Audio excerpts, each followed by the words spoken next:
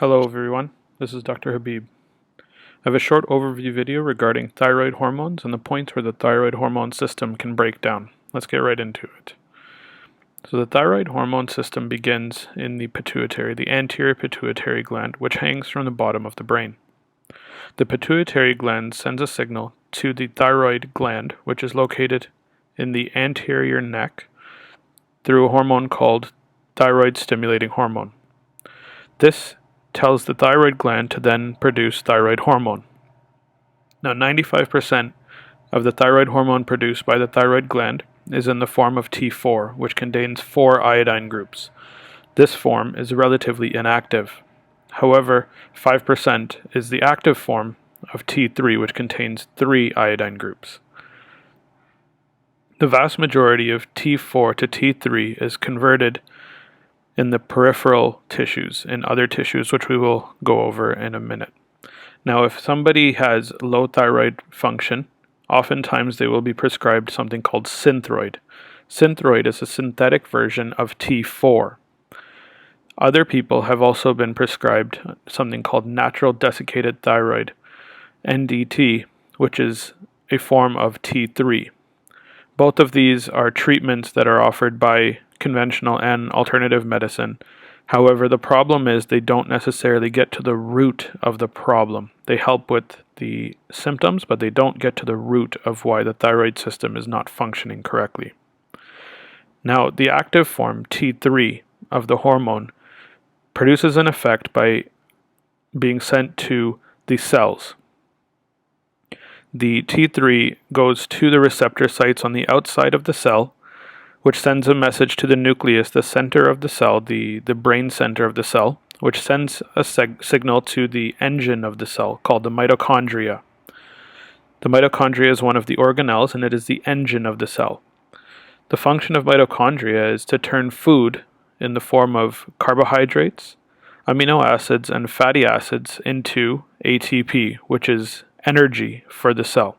This is required by every single process in the body. Now, food is absorbed through the gut. And the gut, as some of you know, is where 80% of all the immune cells are located in the body. By quantity, 80% of the immune system is located in the gut to protect us from toxins and other issues that enter through the gut. Now, this is the first point where the thyroid system can break down. If you have some sort of gut issue, such as a leaky gut syndrome or celiac disease, or you have some sort of infection in your gut, then this can lead to a breakdown of the intestinal walls, leading to immune activation. Now, if the immune system is overactivated, it can be tricked into creating autoantibodies, which will then go and attack the thyroid gland. This is the most common form of hypothyroidism and hyperthyroidism. It is caused by an autoimmune reaction. Now, this occurs if the gut is activated by these issues, like a leaky gut syndrome, and this produces antibodies that go and attack the thyroid gland. These antibodies can be tested for by your doctor, and they are called thyroid peroxidase and thyroglobulin antibodies. They can go and attack the thyroid gland, reducing its overall function. The second place where this system can break down is in the formation of TSH. You can have some nutritional deficiencies that lead to issues creating the thyroid stimulating hormone. You can also have nutritional deficiencies that break down the T4 and T3 creation within the thyroid gland itself. So if you've got too much fluoride in your system, or chloride, which could be blocking the sites of iodine in the system, then you will have an issue creating active and inactive forms of the thyroid hormone. Now, the third location where this system can break down is in the peripheral conversion. Now, like I said earlier, peripheral conversion occurs external from the thyroid. It occurs in the liver, the kidney, and the gut. Now, if you have improper function in the liver, the kidney, or the gut caused by any of these above issues, stress, inflammation, heavy metals, and parasites, then this causes the peripheral conversion to not work the way that it should, and thus causes the T4 to be converted into something called reverse T3. Now, reverse T3 is completely inactive, and it is basically a waste of those iodine groups. Those issues, stress, inflammation, heavy metals, and parasites, oftentimes can cause that peripheral conversion level to break down.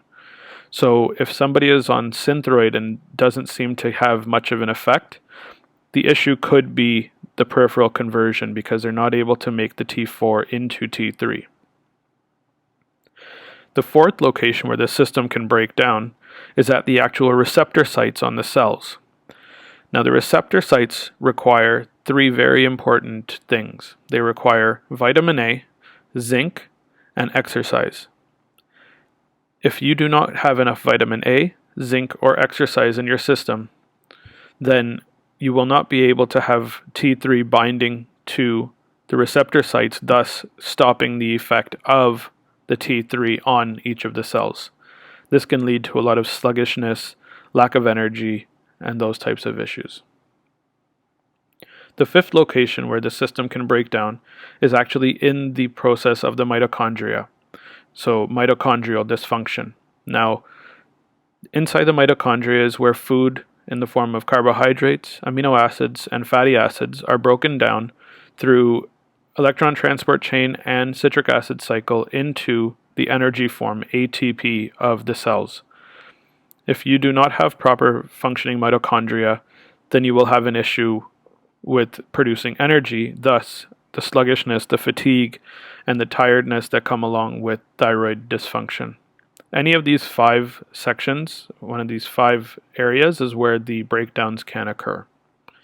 Now remember, 95% of all disease comes from food choices, toxic ingredients, and lack of movement. If you're having an issue with your thyroid gland, feel free to contact me at any of these areas. Thank you for your time, and I wish you the best of health. Thank you.